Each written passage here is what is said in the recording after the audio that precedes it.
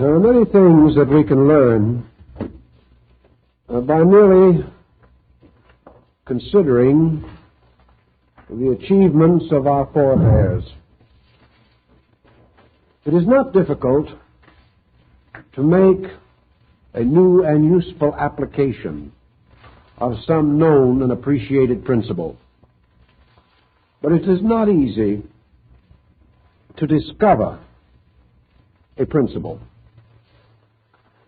It is not easy to build without recourse to that which has gone before.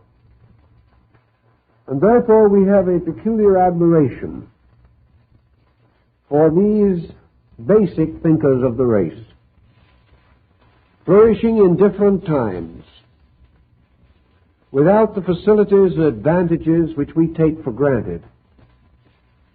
We have to ask ourselves, how did they achieve these basic principles upon which all later knowledge has come to be built?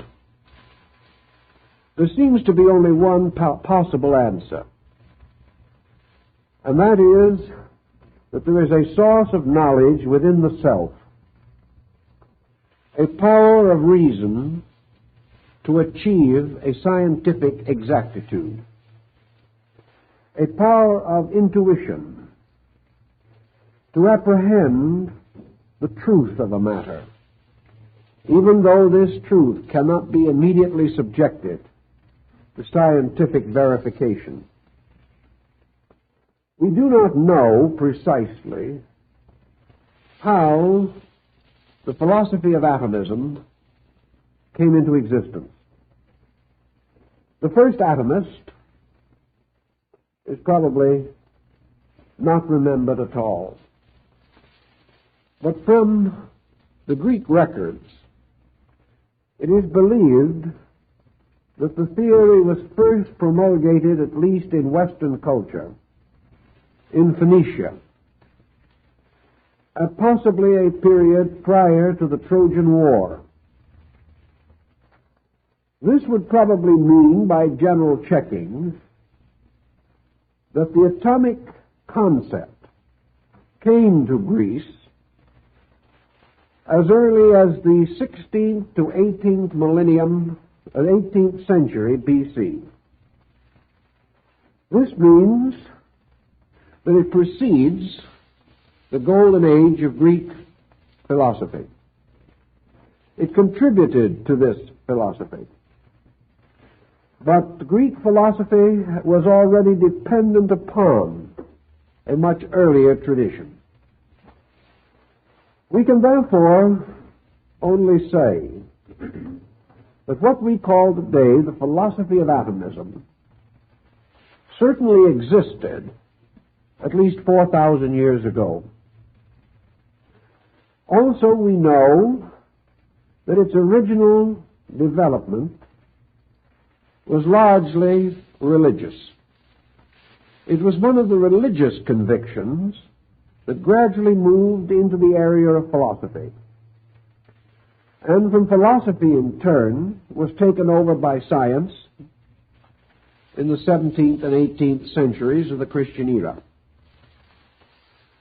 We know, of course, that these first thinkers did not have the full advantage of the long research and thought that man has since devoted to this subject. We are not certain that all of their opinions are true. We suspect, however, that the peculiar integrity which enabled them to establish these basic concepts and hypotheses may also have given them some unusual intuitive grasp of the larger meanings which perhaps we are now ignoring. Certainly, at an early date, atomism became a distinct philosophy, a philosophy of spiritual, intellectual, moral, and also physical significance. With our new developments in the field of atomics, we may therefore contemplate the possibility that here again a philosophical and religious structure may ultimately be built upon a scientific concept. Philosophy and religion made this concept possible. Philosophy and religion must perfect that which has more recently been achieved. In order that we can have some general perspective on this, I have attempted to set some kind of a starting point,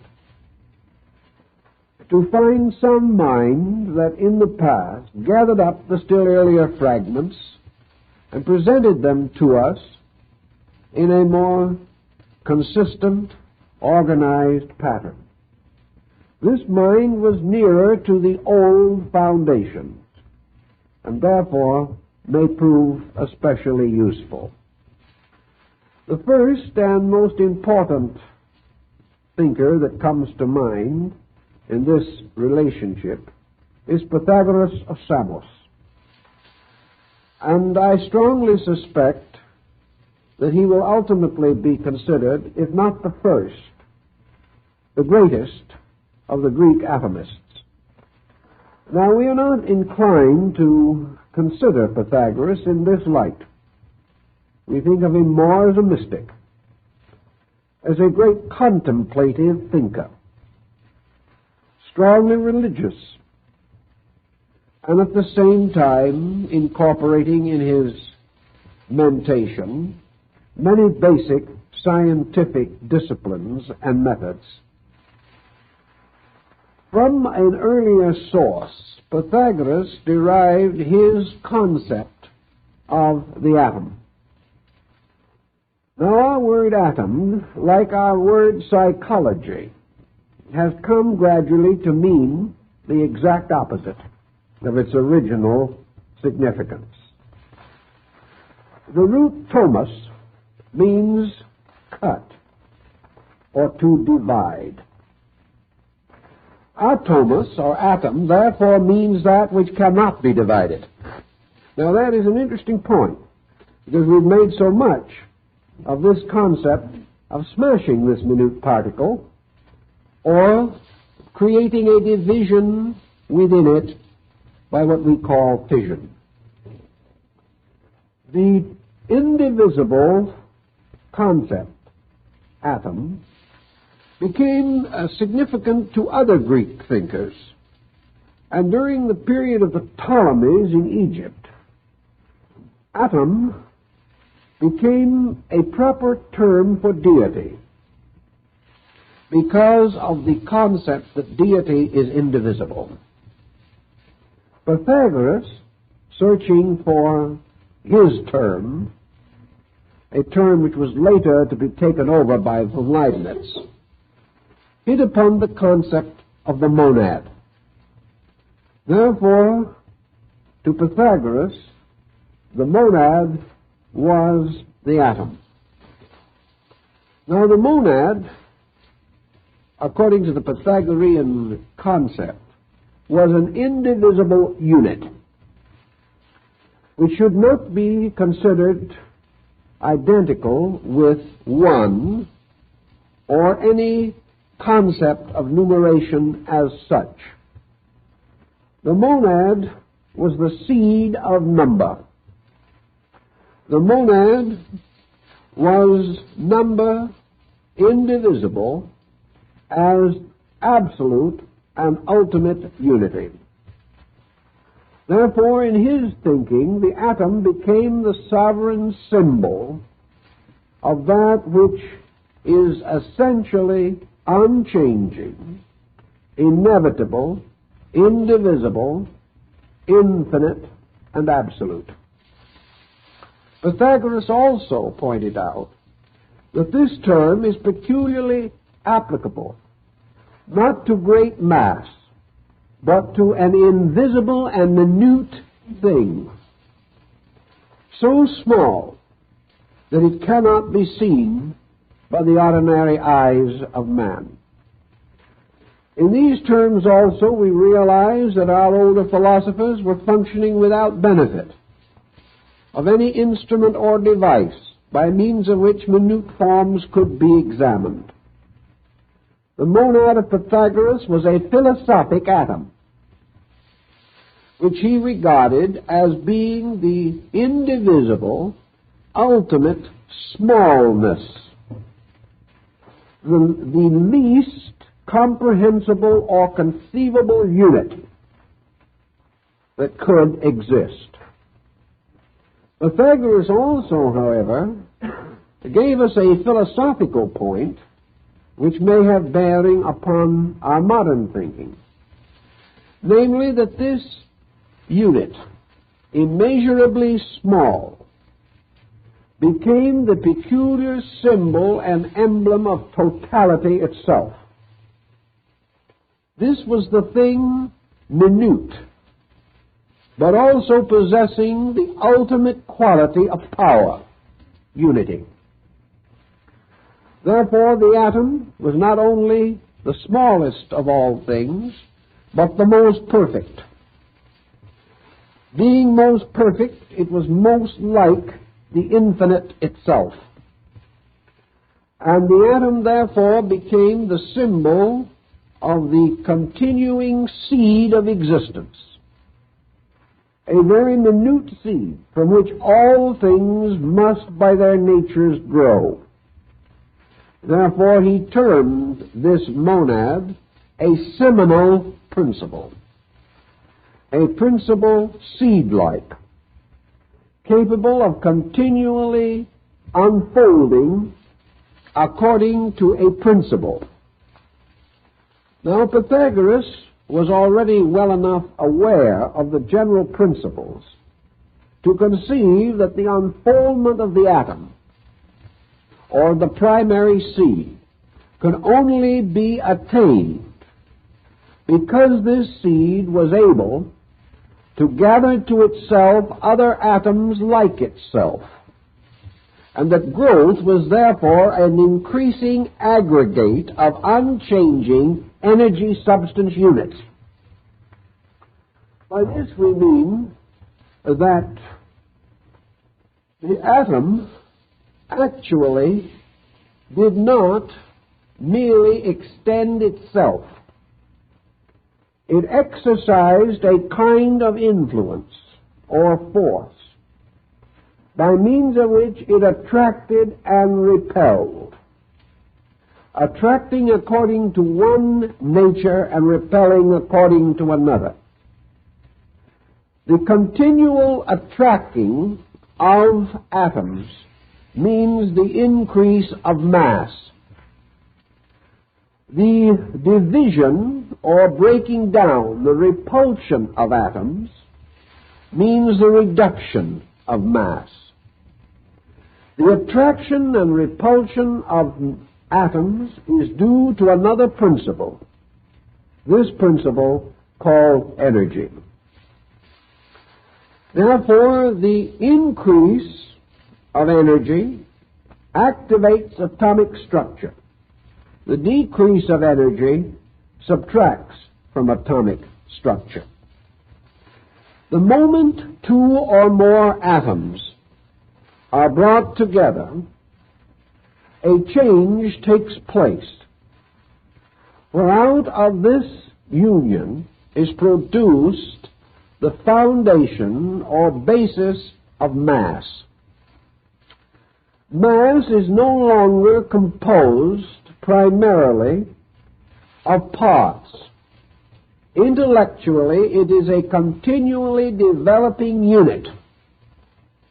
Therefore, mass represents a new kind of structure. But this structure is also, by its own nature, monadal or unified. It differs, however, from the basic atom or monad in one particular. This compound is dissolvable. For all things composed of parts can be dissolved by the dissolution of the parts. when all dissolution takes place to its infinite degree, and nothing remains that is separable, that which does remain is atom, which is no longer susceptible of further division. The Pythagorean concept was taken over by Leucippus, a philosopher following Pythagoras and preceding the period of Plato and Aristotle. Leucippus had one or two further contributions to make. He was the first to point out that the universe itself could be divided into two essential qualities, conditions, or states. One of these he called ends, and the other he called non-ends. Ends is something. Non-ends is not something. That which is not something is nothing. That which is something must forever exist. And when all and every change has taken place in the condition of that which is something, it must be reduced to the basic symbol, something. And this basic symbol of something is atom. This was perhaps his most luminous contribution to our problem. He did not, however, proceed as far as another philosopher who preceded him. And this other philosopher gave us the theory which we now associate with the atomic philosophy of Democritus. This philosophy has to do with the final organization of the entire concept of ends and non-ends. So we will try to get a pretty fair survey of this, for it is in turn from him that the Platonic and Socratic concepts of atoms gradually integrated to reach the highest condition or state which they attained in the Greek classical world. From that time on, the next most important change was brought about by the Arabian schools, largely vitalized by the early Jewish research in atoms, something we know very little about, generally speaking. But the work was hard progressed in that area. So we come back to the original concept of Leucippus, the existence of ends and non-ends, which now take the simple term atom and vacuum. Now, vacuum, of course, is obviously the non-ends. So existence itself consists of two primary qualities: atom and the absence of atom. Atom, having an existence, has to exist somewhere. This somewhere must also be an environment that is negative to the atom. If the environment was positive, the atom would be overwhelmed. Its natural procedures would be frustrated, limited, or distorted. The only condition in which something can achieve its own consequences without inhibition or limitation of any kind is vacuum. Now, at the present moment, we are not considering vacuum to be a particularly congenial environment. But perhaps we must also bear in mind that our ancient friends conceived these terms with a somewhat different usage from that with which we are familiar. In the thinking of Democritus, atom and vacuum have one quality in common: both are infinite. Atom is infinite in number. A vacuum is infinite in area. Beyond these qualities, nothing can be conceived. The Greeks were not prepared to say that vacuum came from anything, nor were they prepared to say that atom came from anything. They affirmed, somewhat in the psychology of Buddhism, that atom was eternal, and that the term infinite implied not only number and duration, not only number and extent or expanse, but also duration. So we have infinite number, infinite space, and infinite time. Now, time is not a thing in the sense that vacuum is a negative environment or atom a positive factor. Time, therefore, is the measure of the motion of atom in vacuum. Now, we're not speaking in terms of modern physics now. We're speaking in the thinking of the Greeks, somewhere in the neighborhood of 25 centuries ago, as this theory was being well developed about 450 BC. What now, then, are we to consider to be the source of either vacuum or atom?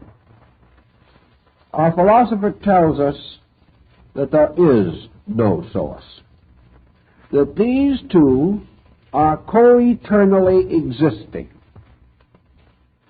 that there can never be a time, conceivable or inconceivable, when the infinite expanse, which we call vacuum, does not exist. Nor can there ever be a time in which atom, the primary inhabitant of vacuum, does not exist. Atoms do not come, according to the Greeks, from a previous condition of any kind, nor do they lead to a future condition of any kind. Under all circumstances, everywhere, always, they are themselves. This means that they have a peculiar spiritual significance. If there is a God, according to the Atomists, this God must partake of the nature of atom, or atom must become the appropriate symbol of the power of that deity. For it is therefore necessary for us to parallel the Greek concept of atom and say that the atom was never created, and come immediately into one of the statutes of our Christian creed, God uncreated. In other words, without a source, a parent, or an origin. Now, in theologies, in systems, and philosophies, these concepts have been assailed. But, for our purposes, we can follow for a little while the Greek thinking, to the effect that the atom is an infinite structure, and that it exists in an infinite place, suitable for the continual existence of itself. Well, you have now this infinite mass of minute units existing in an infinite area of potential. What now do we have to have in order to have something happen? Obviously, something has to happen, because we cannot simply leave these atoms forever themselves and this space or this vacuum forever itself without ending ultimately in a static condition. There is no impetus or factor present by means of which the motion of atoms is impelled. For the Greeks were very particular to point out that the atom itself does not possess the power to move itself. This brings in another dimension. And here is a point which perhaps someday will be useful to modern science. I believe there is some evidence that it is already being considered. The possibility of what we term atomic energy actually existing in the interval between atoms and not resident in the atom itself. This is a point in which more research will have to be carried on. It is possible that this thing we call atomic energy has been misnamed. In any event, the new factor, the new element which has to be introduced presented a problem to these older people because in a strange way they were subtly materialistic. The Greeks produced many schools of materialistic philosophy. So did the Hindus. We cannot assume that all of these systems were pure idealism. They were not. There was in the Greek thinking a continual reaffirmation of scientific method. So they were confronted with what to call this agitating agent, by means of which something forever the same suddenly became different. Aristotle struggled with this, and finally, more or less concluded that this agent by which all things are moved was co-eternal with atom and vacuum. In other words, our duad becomes a triad. And we now have atom, motion, and vacuum. No good philosopher, however, could afford to leave motion just moving. He had to try to understand the significance of motion. So our old atomists came up with a very interesting concept. Namely, they called motion necessity. This is a rather interesting and startling point of view. You remember that Plato describes how the universe moves upon the spindle of necessity. Now, the word necessity simply implies that certain things have necessary and inevitable attributes. Necessity is, therefore, not only the mother of invention, but for our atomists, the mother of motion. Things must move. Now, why must they move? Because it is necessary. This helps a little, but still leaves us on the forms of the principal dilemma. Why is motion necessary at all? We've often asked that question on another level. Why do we have to work? When a certain kind of physical inertia seems to be a most highly desirable state. Under the heading of necessity, the Platonists and several other sects among the Greek philosophers used the idea of an immutable and inevitable law forever operating. Necessity then begins to take the form of law. Motion is necessary because it is lawful. That this compound of ends and non-ends, atom and vacuum, not only has an existence, but has an existence in necessary law. Therefore, certain processes are innate, not necessarily in the atom, not necessarily in the vacuum, but operating upon atom in vacuum. The necessity must be something needed by something. Therefore, necessity is not needed by vacuum, vacuum being nothing. Vacuum needs no modification or change because there is nothing to modify or to change. Therefore, law has a natural affinity for atom rather than for vacuum.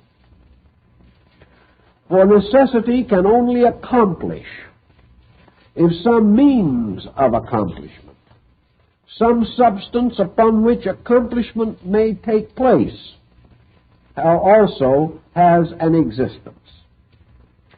Here our Greeks began to cater a little to the popular thinking of their time and introduced a spiritual equation. We may say they did it reluctantly, even as modern science does it reluctantly.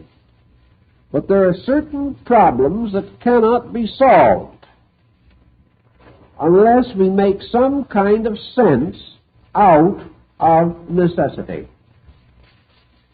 We cannot conceive of motion without a power called the mover. Things do not move of themselves, according to our atomists, therefore they must be moved. They cannot be moved by vacuum because nothing can move anything. They must be moved, therefore, by something. That something must also, because of the manifested result, be a motion of order. This movement is not a continuing accident. This movement is an intent. That which indicates intent must imply the existence of that which intends. So we have the gradual emergence of an intending power. This intending power cannot be said to be identical with atom. It must, therefore, be another force. The atomists took the attitude, therefore, that there was this intending power which they termed necessity or motion. That this motion moved always according to its own nature. Therefore, there was an inevitable, immutable, unchangeable motion termed oblique. And every atom existing in vacuum was subject to continual agitation by the presence of motion. Motion of itself, therefore, becomes a kind of providence. It also becomes a kind of providence, because it provides the solution to the continuing arrangement and rearrangement of atoms. So our next step in our thought, or in our problem, is to conceive of vacuum as a kind of a vast bottle in which atom is in constant agitation. This agitation being considered primary motion and also inevitable or necessary motion. Necessary not because it was ordained, but because it exists. And that which is so is necessary. This removed certain moral factors from the issue, but did not entirely close it, as we will point out a little later. Motion, moving atoms, resulted in a further condition for which classical philosophers had to invent an explanation. And they did it with extraordinary ingenuity. We are told, even as early as Leucippus, that atoms, though composed of one inevitable substance, differing in no way substantially, essentially, or in quality one from another, had certain difference. One of the reasons why difference has to exist is because that which is the same cannot be differentiated. Consequently, the fact that there can be more than one atom must imply that there is a certain antipathy in atoms. Otherwise, they would immediately coalesce into an indivisible mass and remain that way forever. This does not happen. Consequently, there has to be some kind of difference.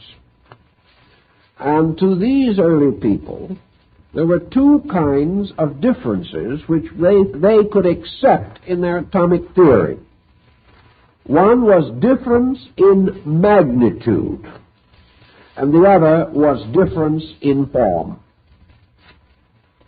That which is alike in nature, essentially alike, may therefore differ in size, some being greater than others in mass or quantity. They might also, as Democritus points out, differ in shape, and a new infinity is bestowed upon our problem. Infinite formal differentiation. In other words, all atoms, in some mysterious way, differ from each other. These differences may be so slight that the invisible atom, not even to be seen, cannot be estimated in terms either of similarity or dissimilarity, but it can still exist. Now, for the next point that we have to make, we can perhaps use the illustration of a pool table. The pool balls have been racked and have been formed into a triangle. The first player, using the cue ball, strikes the apex or near the apex of the triangle of racked balls, causing this triangle to splinter into many different directions, each of the separate balls moving to a different part of the table before they stop motion. This, according to the Greek theory, would explain how an atom, here represented by the cue ball, coming into violent contact with other atoms, results in this breaking or smashing of an arrangement of atoms. In this case, however, the breaking or smashing is due to an oblique falling motion in which the particular atom we are using as an example strikes other atoms, separates from them, deflects those smaller or lesser than itself, is deflected by those greater than itself, and before it gets through, makes some of the finest billiard shots that you could possibly imagine. These atoms, moving therefore, are said to move eccentrically because their motion is impaired or conditioned or deflected by themselves in their interrelationship.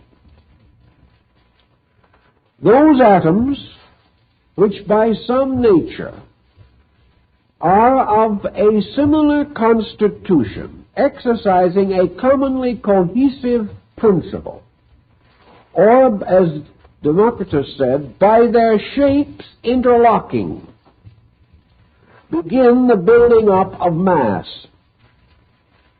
Mass results in the existence or manifestation of a new quality, and that is the attractive power of mass. And gradually mass, by its attractive power, gains momentum and causes more and more atoms to be drawn into the orbit of an increasing mass. The result of this, said our Greeks, is the creation of planets. Now, we are not ready, perhaps, to assume that early this was contemplated, but actually it was. Now, the Greeks, trying to explain the different kinds of things that come into existence from the same basic aggregate of units, also make use of a principle derived from the Pythagorean pattern.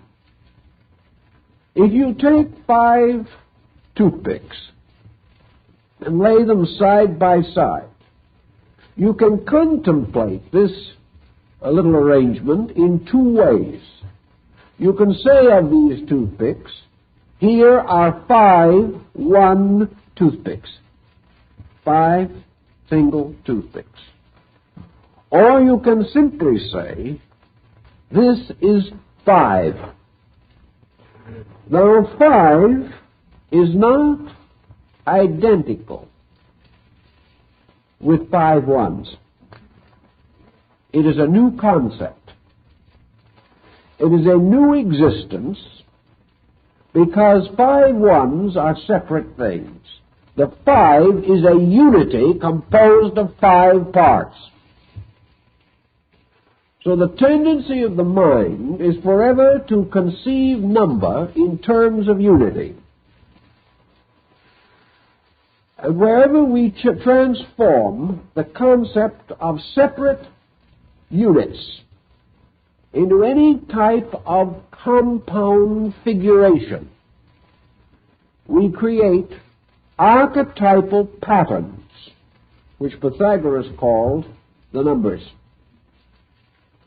If with this 5, which we have thus created, we remove a toothpick, immediately 5 as a unit or unity ceases to exist. And in its place is generated a new unity called 4. 4 is not just 4 ones. If to these 5 original toothpicks we add another, then the unit 5 disappears, and in its place is a new archetypal concept, 6. Thus, in all things, as the Greeks pointed out, the shape of the number 6, when you draw it, is different from the shape of the number 5. Perhaps this is the difference between a rose bush and a sequoia tree. It is the difference in the overall unit concept. The Greeks did not affirm that there was any essential difference between the basic elements involved in the constructions of existing things. Existing things not only depended upon one basic substance, but for their differentiation depended very largely upon the differentiating, analyzing power of the human mind. The 5 ones are always there, but the numeral 5 is possible only to the creature man. This is a philosophical point. Therefore, man is the only creature interested in the fact that there is any difference between the tree and the horse. The horse is not interested. The tree is not interested. But man, because he possesses certain faculties, becomes keenly aware of apparent difference, and by apparent difference is impelled to assume essential difference, an impulse which is not, according to the Greeks, fully justified.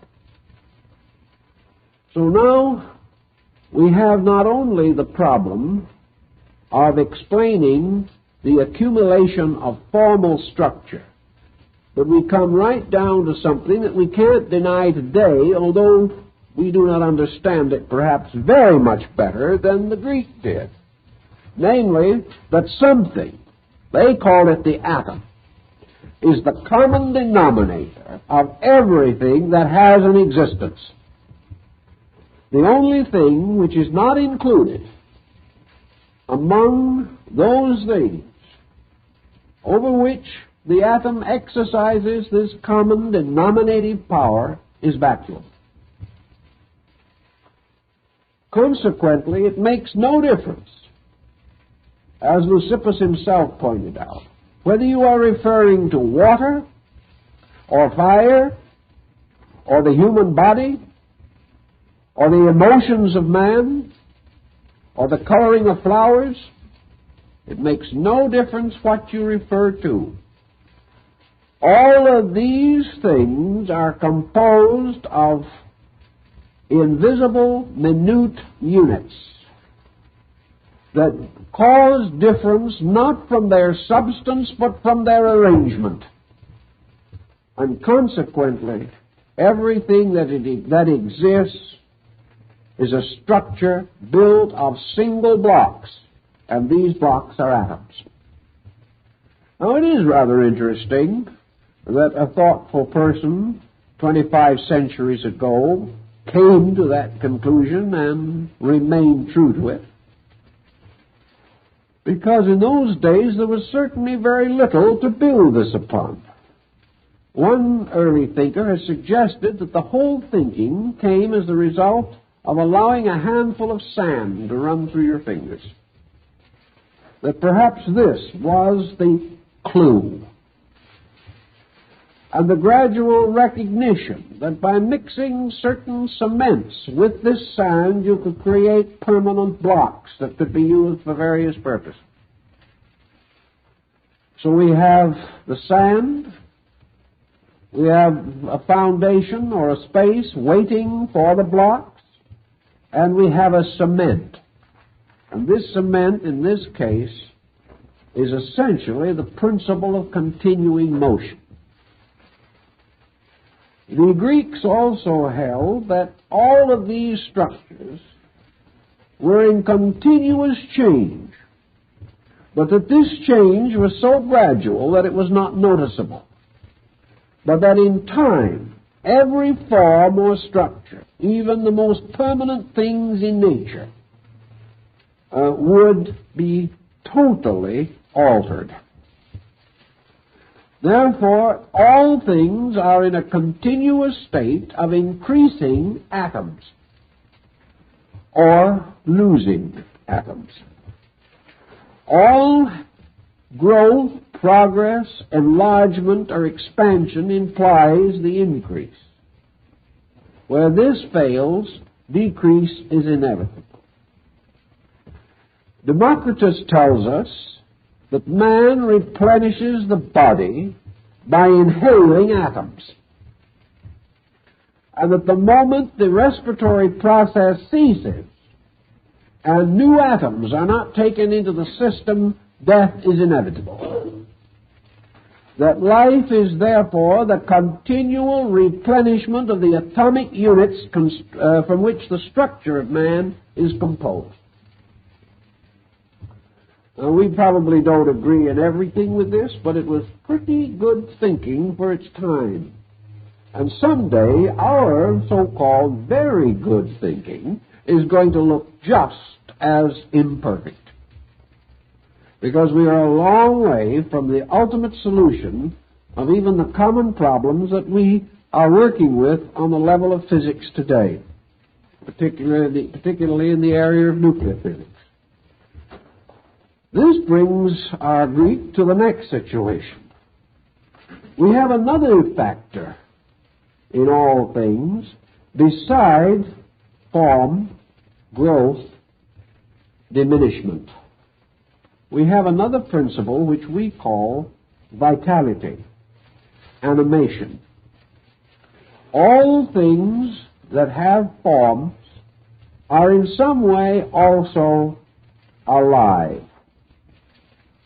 Now, actually, the atom, as such, as visualized by the ancients, was neither alive nor dead. It was simply a minute, indivisible thing. Yet out of the aggregation of these atoms, there comes a structure which in turn begins to manifest peculiarities and characteristics. In some of these structures, as in the bird, we find the magnificence of flight.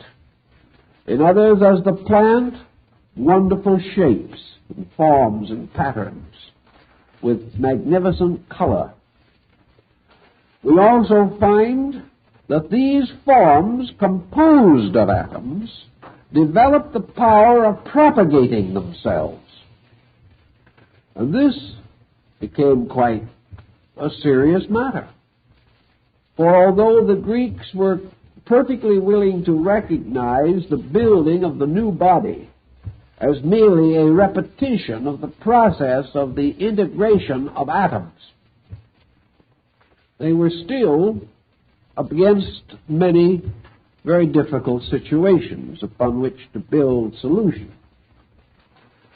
So, Democritus tells us of another thing,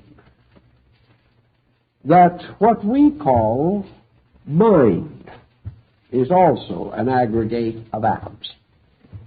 Emotions are aggregates of atoms. Dreams, which we consider fantasies, are temporary aggregates of atomic patterns within the mind.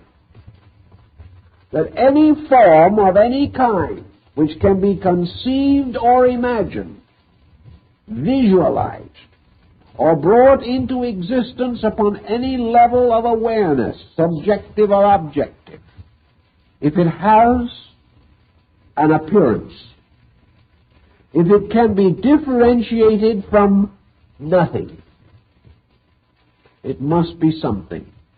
And if it is something, it is atoms. The next concept that came to these people was an early realization that no matter how materialistic you might like to be, there is something different between bodies and souls. Well, this was a rather difficult one. Souls and bodies could have one common denominator: atoms. This was not too difficult because atoms being invisible anyway, they might aggregate in one way to form a visible structure, and they might aggregate in another way to form an invisible but equally real structure. So our Greeks tell us that a form, which is an aggregation of atoms, may be either visible or invisible. It does not have to be visible. To say that all forms must be visible is to deny the fact that the atom is a form, and that this form is invisible. Therefore, being invisible in itself, that which it produces may likewise be invisible. But what is invisible?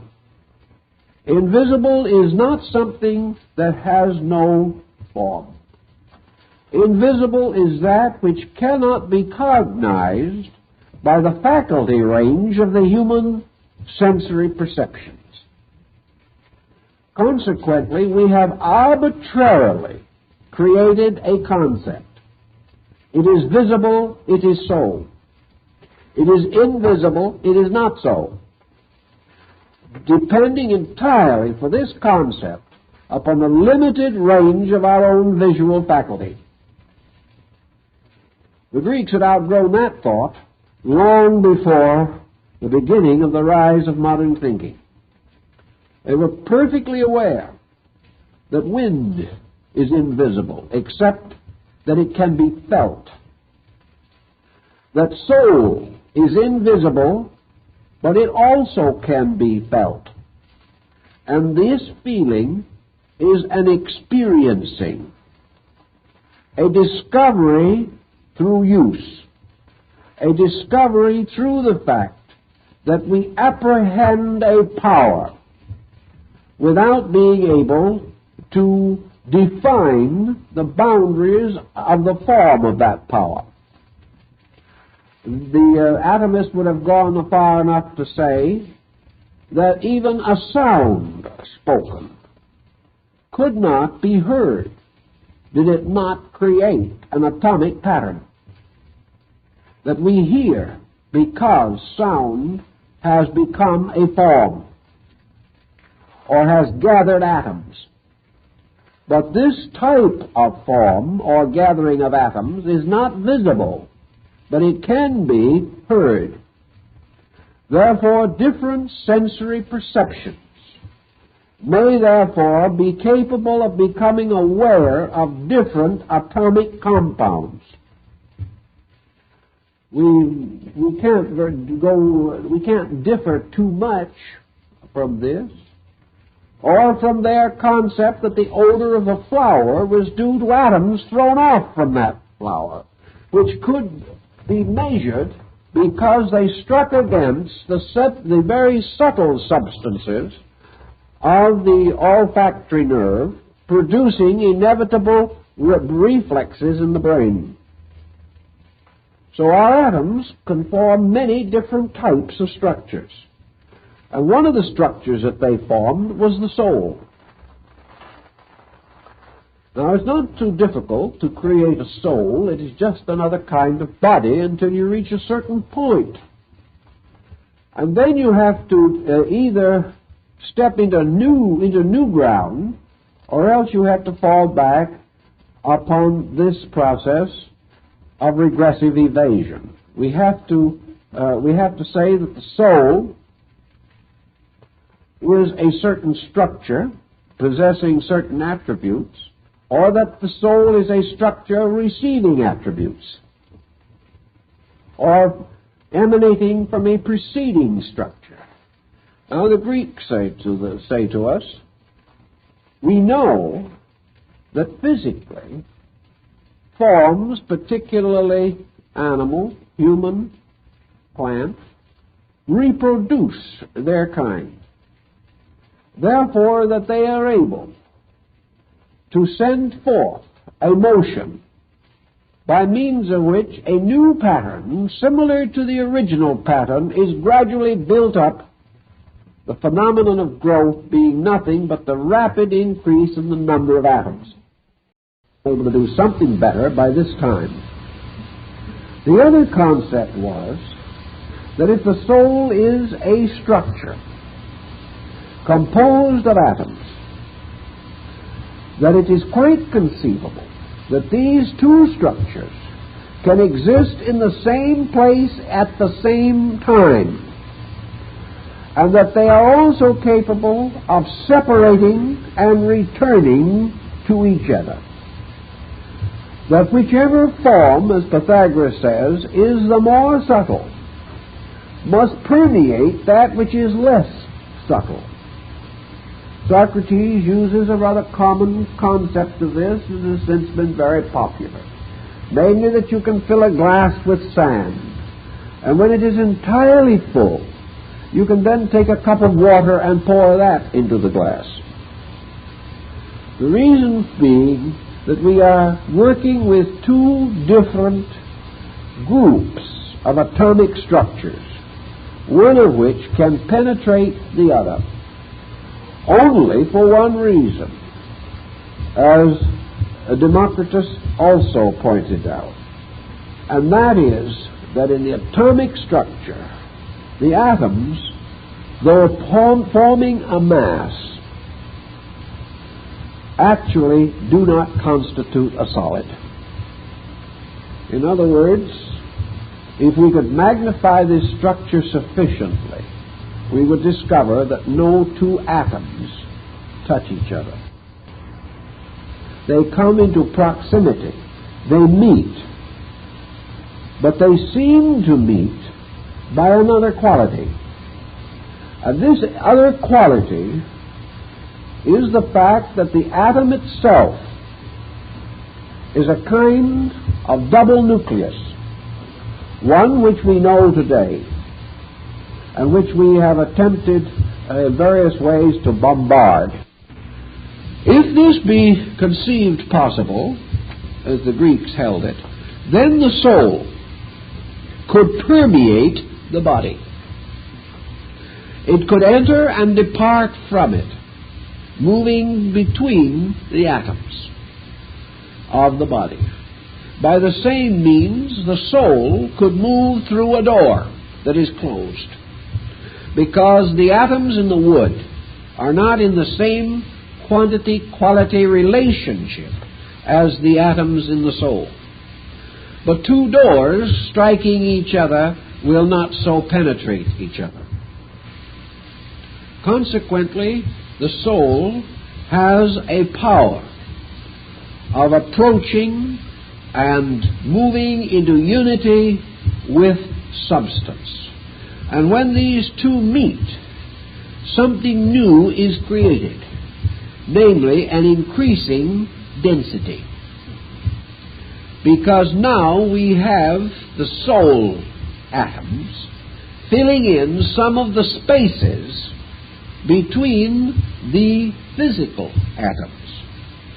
If we wish to go still further and assume with Pythagoras the existence of a spiritual substance composed of a still more refined type of atom, then this in turn could permeate both of the others. And we would therefore be capable of having in one place three atomic structures united in one compound, the parts of which might be referred to as spirit, soul, and body.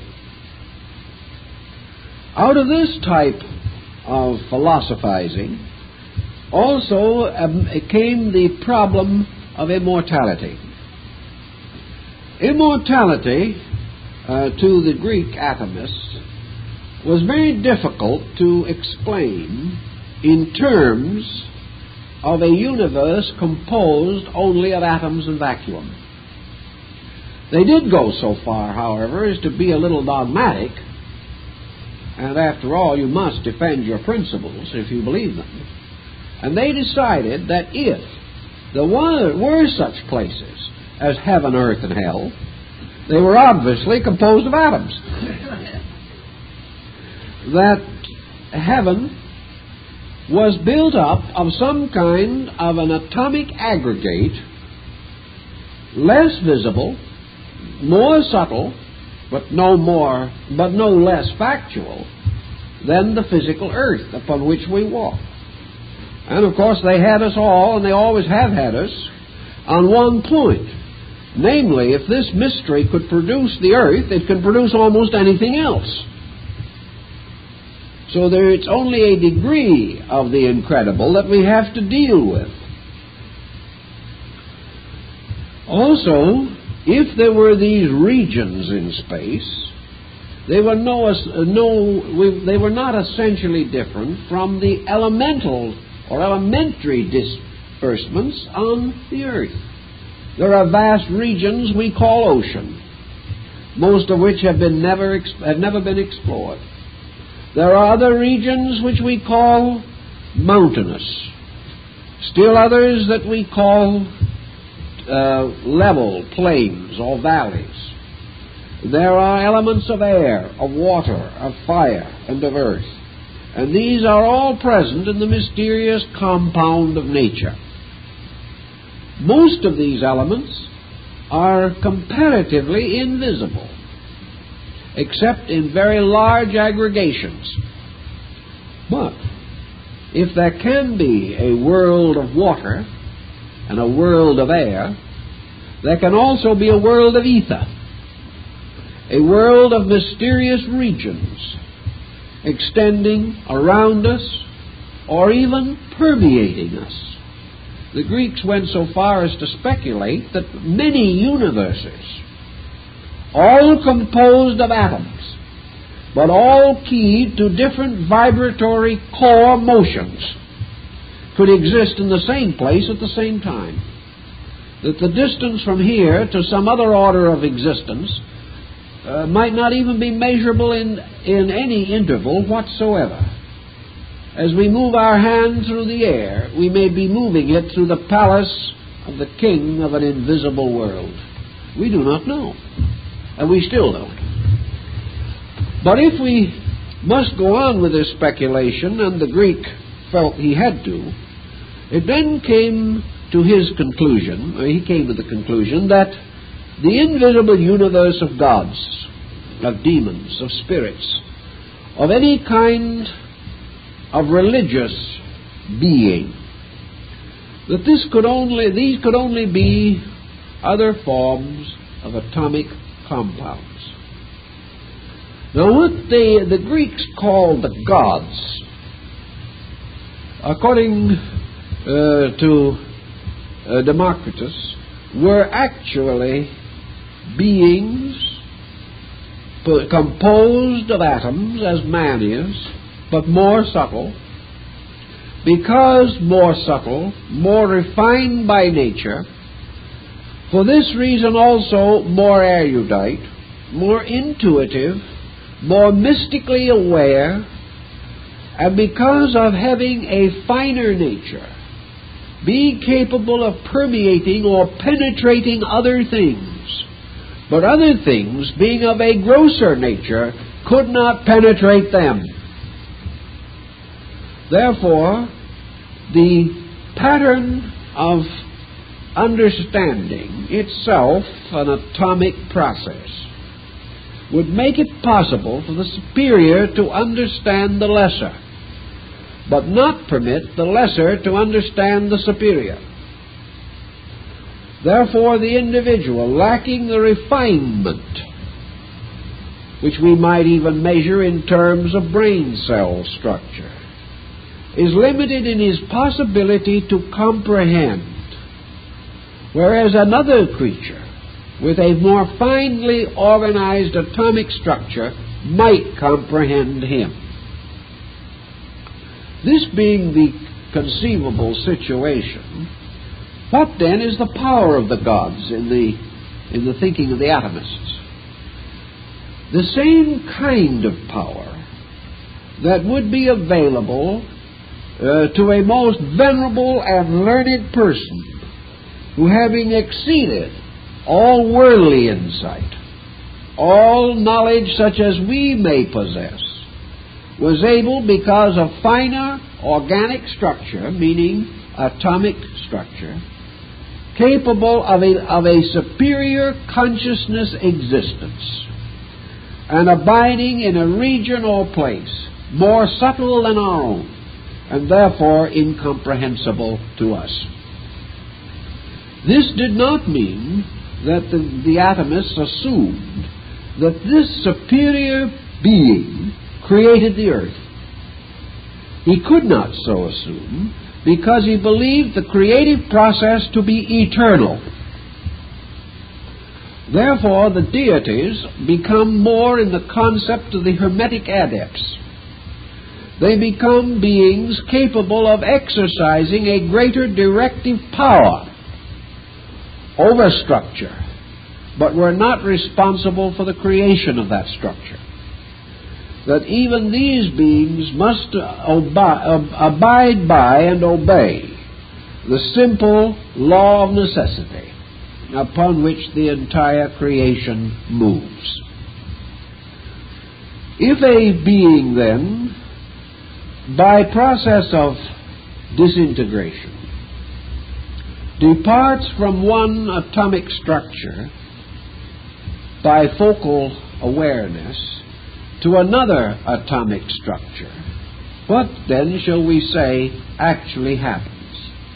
The atomist would tell us that the psychic structure, the psychic field, or the psychic atomic entity could not possibly enter into the compound of matter, or the lower form of atomic instrument, and there become bound, held, or fettered. This psychic atomic being could comprehend matter, could choose to abide in it, could choose to depart from it, but could not be bound to it. Furthermore, in man, there are evidences of two processes of function going on continuously. The Greek atomists decided that man had two minds. One of these minds arising from the atomic structure of the body, the other arising from the more subtle atomic structure of the soul. But this is itself a bit of a problem, because we've suddenly introduced mind into something where we have as yet provided no place for mind. We have still only atoms, motion, and vacuum.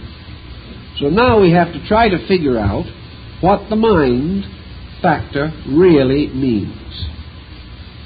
I think what they would want us to realize is that the atom itself, as we now know, while it is a unit, and while it is theoretically indestructible, although we attempt and have apparently been able to crack it, but the concept is that the atom itself, although it is a unit, is also a compound. Therefore, an atom, being composed of a certain number of different parts within itself, the structures created by the aggregation of atoms are compound structures, not simple structures. In other words, from these various procedures, it means that when the atoms unite, more than one type of unity is established. There is a unity set up for each of the parts of the atom. Now, the Greeks appeared to assume that emotion and thought are actually aggregates of certain parts of atoms, not separated from the atom, but resulting from the uniting of many atoms. A compound is set up representing either emotional or mental processes. The mind itself, having apparently two natures, intrigued them a lot. Apparently, the highest parts of the physical atom pattern became a sort of custodian of the rest. As certain laws, the necessity principle was released through the atomic compound. This necessity principle led to the primary intellection of man, namely survival. That the individual lived to gratify whatever seemed to bring pleasure to the body in which he lived, to gratify the appetites of the atomic unit. Now, we are not sure what these appetites are. And the Greeks, frankly, held with Buddha that these appetites are not real. It was supposed that most of the atomists were addicted to a cult of pleasure. This is not strictly true, because their idea of pleasure was normalcy, simply the process of living well, not the process of indulging the faculties or the sensory perceptions. But the kind of mentation that was obviously associated with the grosser atomic structure of body was assumed to perish with it. The soul that sinneth, it shall die. The soul of the body died with it. But the Greeks also recognized that there was another kind of soul, a being living in a region of its own, that by necessity, again, this soul came into a certain fraternity with body. But the purposes of this soul were not essentially body purposes. For this soul was capable of creativity, of imagination, of genius, of great idealism, of poetry, art, drama, music, morality, religion, and ethics. That this soul could ponder imponderables, that it could reach out as the only creature that we know that is truly concerned with its own destiny and is conceivably willing and able to cooperate in the attainment of destiny. This soul, therefore, was believed to be simply another person. A person of better character and nobler purposes. This is not infallibly so, because it could be that the soul has been corrupted by circumstances, or has compromised its own existence, or has transformed its natural psychic aptitudes into destructive courses, and therefore has become a corrupted soul. But normally speaking, the soul was regarded as a friend of the body, therefore brought into communion with it, but not dependent upon it for either its insight or its inward life. The soul, naturally existing in its own condition, was therefore a contemplative body, which could survive without the support of body, physical body. But the physical body could not be purposeful without the cooperation of the soul. Yet the body could survive under certain conditions, separation from the soul. But if it did so, it became an idiot, or a thing without any inner psychic guidance. This also then brought into a new concept the Pythagorean theory of monad. Namely, that body, being composed of a mass of minute units, ultimately attempted to affirm its own archetypal unity over the total. Therefore, all things being composed of parts, all parts in turn are impelled to a state of unity.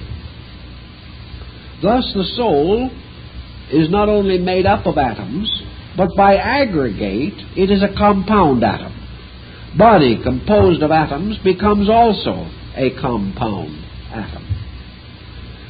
The moment the body or the soul or any unit becomes a complete atom, or is united to form a total unity or a monadal existence, this complete unity, or the new atom, the mass atom, now reasserts its original condition, namely that it exists in vacuum, that it is atom, vacuum, and motion.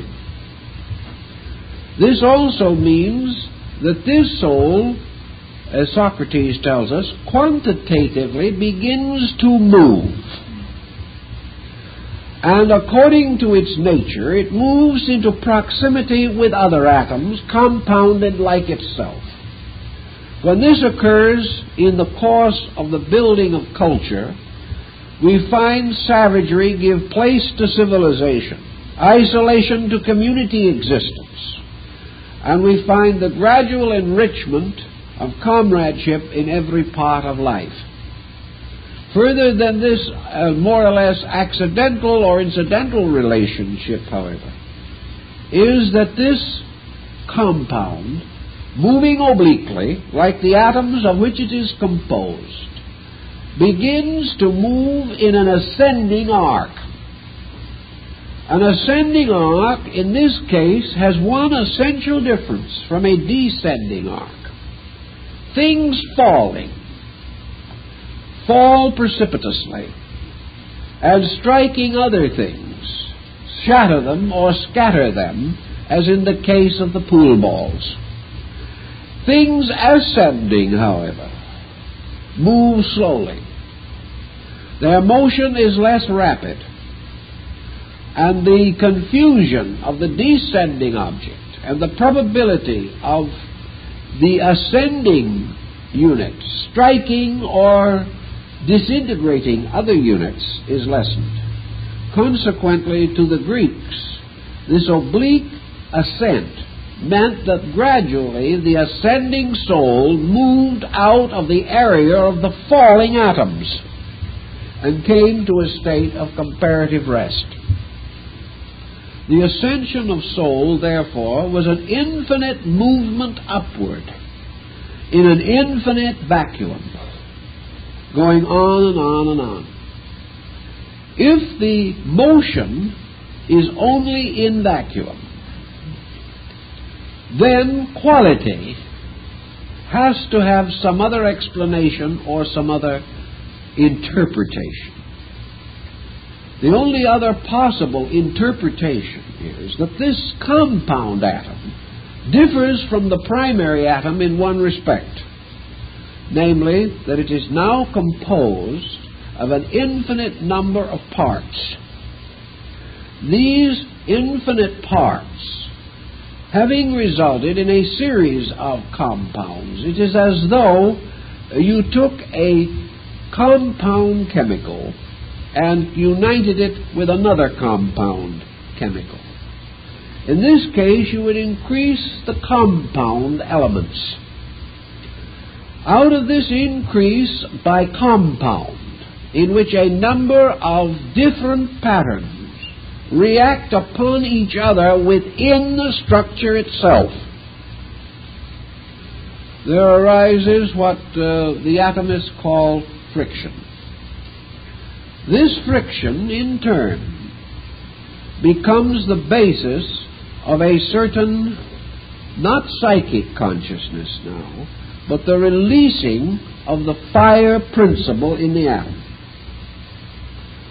They were quite definite as to what this all meant, and to them this began to explain what you might term the spirituality of the atom. That gradually the atom was brought, the compound of the atom was brought to a certain state. In this state, all of its elements were more and more complicated, until finally the individual existed in the midst of an almost incomprehensible complexity. To a certain measure, we're in this state now, of this incredible diversity. Not only diversity in life around us, but diversity in quality within us. To break from this diversity again, there has to be some kind of a process. And the ancients, to a measure, seem to have anticipated a direct procedure by means of which the compound was dissolved. I think that if we had tried to understand what they would have meant by the splitting of the atom, by this mysterious process of the release of a tremendous energy, that they would have expressed it in the idea that by a certain act of volition, a bombarding of the compound with certain concepts, consciousness, energies, methods, disciplines. That the compound could be brought to a point where it sundered, where the entire atomic structure fell apart. And in so doing, the entire mysterious, intangible quotient that had been built up by all of this compounding was suddenly reduced again to its most primary nature. I suspect that this is almost the basis of Buddhistic philosophy. The concept being that the illumination or the Mahaparinirvana of Buddha was the splitting of the atom. That it was the voluntary demolishment of the chain of atomic sequences which had been set up by the entire process of evolution and generation. Man being bound by generation to evolutional process continues to complicate his nature until finally he reaches what has been termed the stage of enlightenment.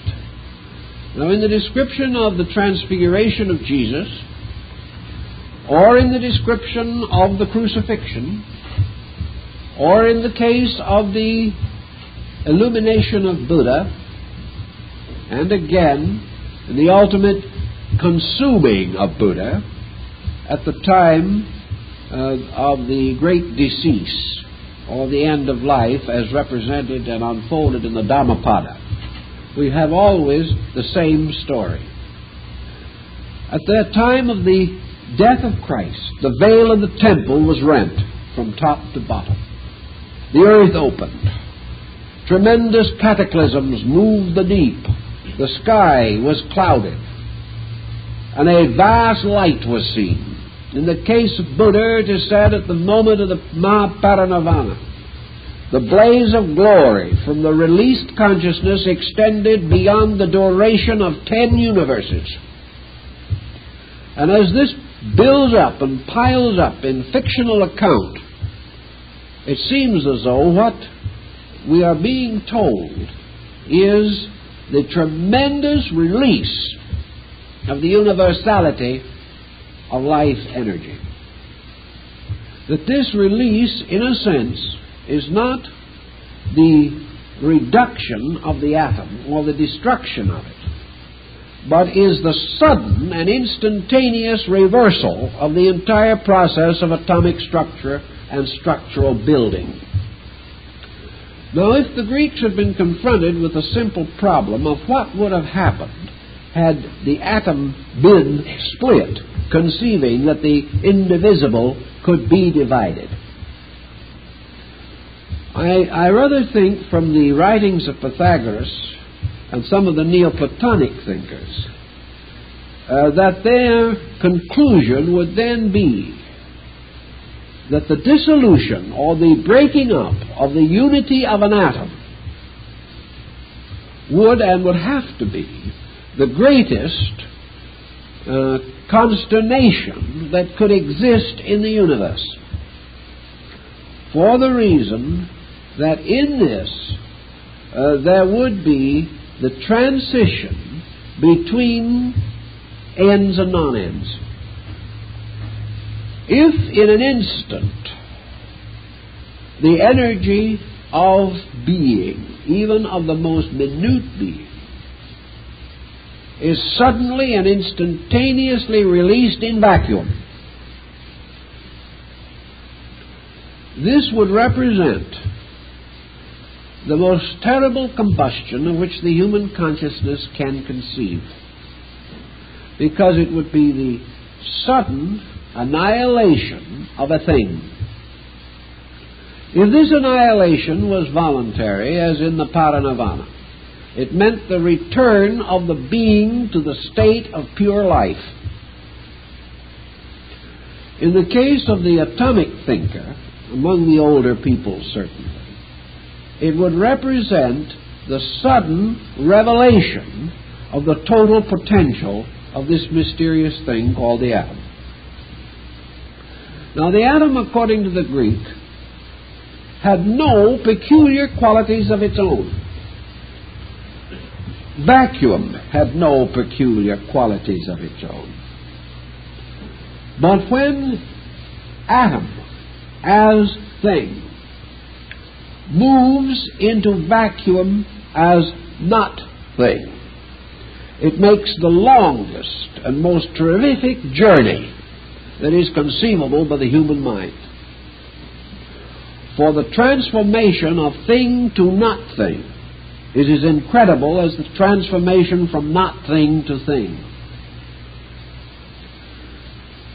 This would mean that atom potentially had one point in common with vacuum. Namely, that atom was capable of being diffused in vacuum. That atom released into vacuum expands indefinitely and infinitely. That this transformation, then, would conceivably be the greatest change that can exist or could occur anywhere in space. Now, if this atom suddenly is actually dissipated in vacuum, it might have somewhat the same relationship as a moving object passing through the sound barrier. This atom would have to pass through the quality, time, motion, energy barrier between being and not being. Atom would have to suddenly reverse its polarity and attain identity with vacuum. I believe that this would be interpreted in ancient thinking as total combustion. That this total combustion would not only have its physical significance, but its spiritual significance as well. And the atomists would probably go on to try to interpret the meaning of the possibility of an existing thing actually ceasing to exist. This would mean something entirely different from death, nothing of a parallel nature at all. It would mean the motion of a thing to the extinction of itself. The extinction of the atom can only be one procedure, one fact, and that is its total identity with vacuum. This would probably be the most incredible situation that could arise, because it would require a violation of every relationship existing in nature.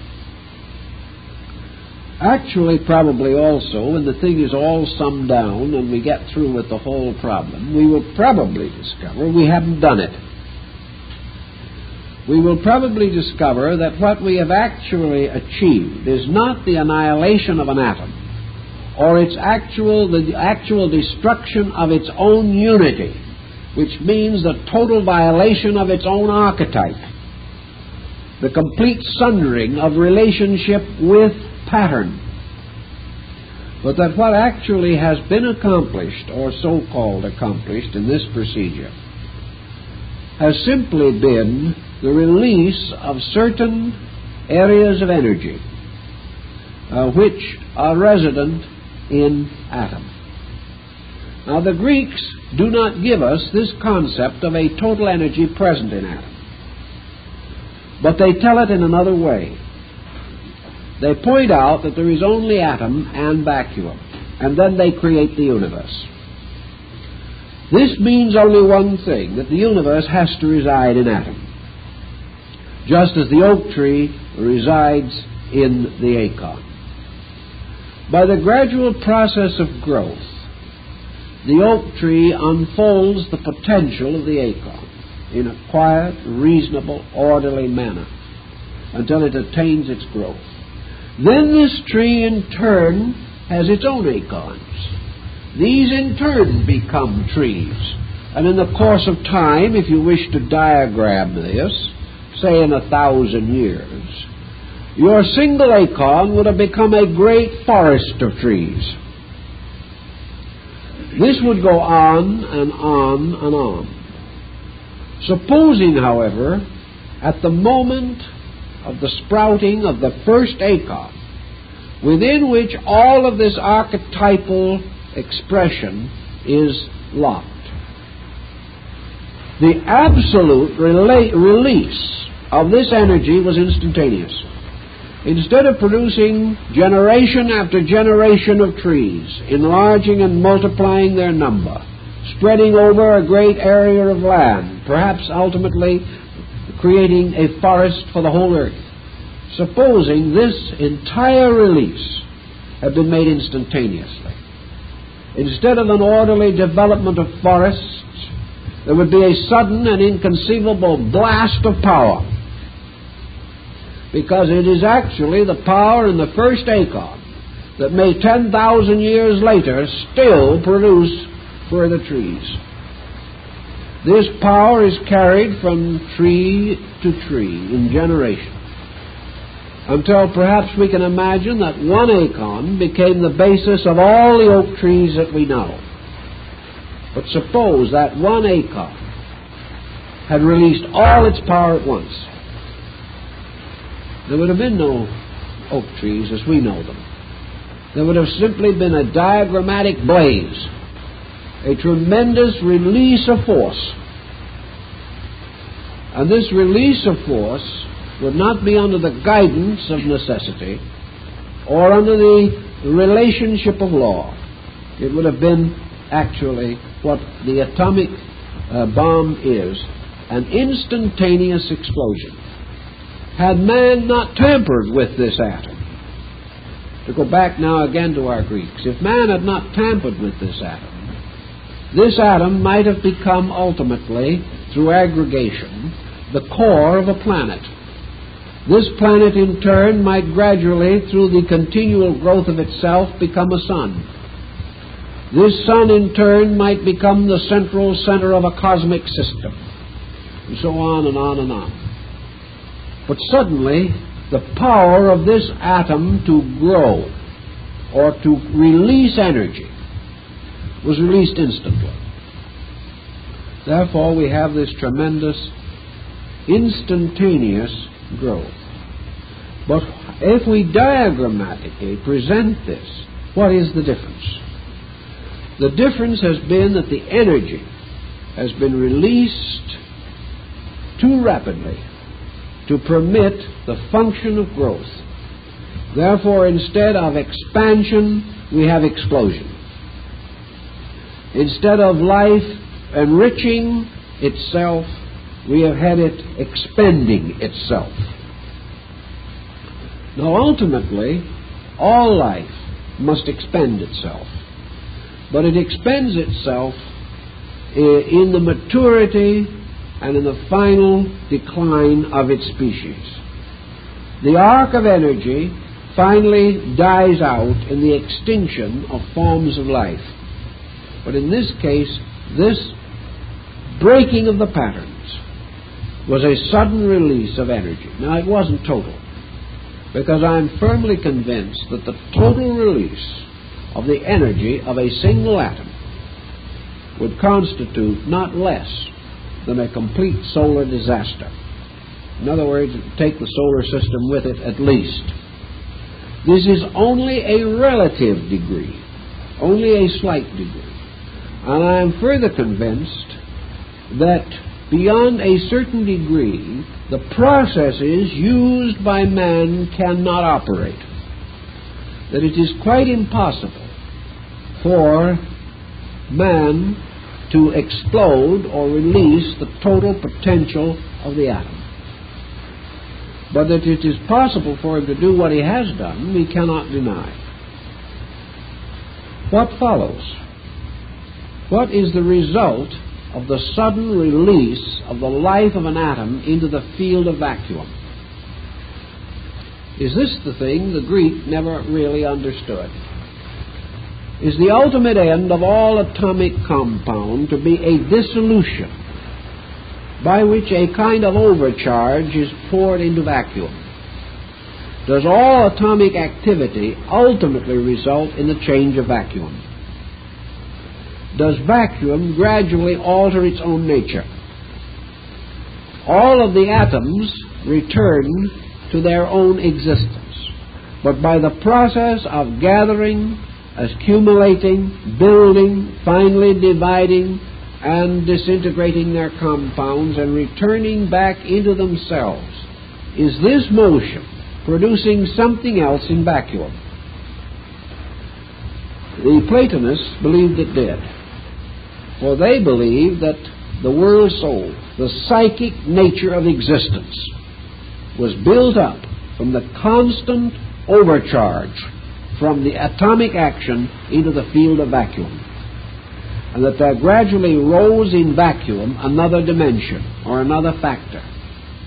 And this factor was the total psychic energy of the universe. And out of this factor arose what Socrates called the good, the power by means of which the infinite repetition of atomic experience resulted in the shift from the concept of necessity to the concept of morality. That first the necessary required all things. Ultimately, the good provides all things. So that the energy cycle of the atom does not exhaust itself by infinite repetition, but in this process a plus factor is added through the cycle of growth.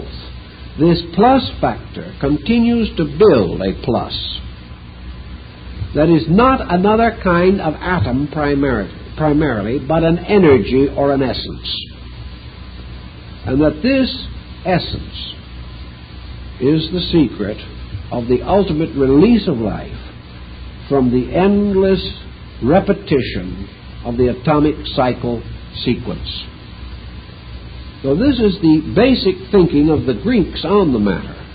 And now that you thoroughly understand this, we will then prepare ourselves for an Asiatic evening a week from tonight. Thank you very much.